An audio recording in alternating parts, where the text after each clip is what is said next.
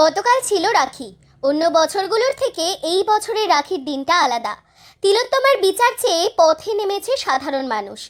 আরজিকর কাণ্ডের প্রতিবাদে রাত দখলের কর্মসূচির পোস্ট সমাজ মাধ্যমে ভাগ করে নিতে দেখা গিয়েছিল অভিনেতা বিক্রম চট্টোপাধ্যায়কে।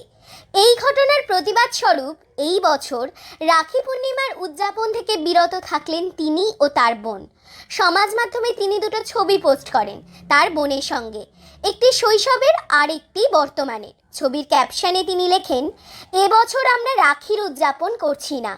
বর্তমানে যে পরিস্থিতির মধ্যে দিয়ে আমরা যাচ্ছি সেখানে মানসিক দিক থেকে কোনোভাবেই উদযাপনের কথা মাথায় আসছে না।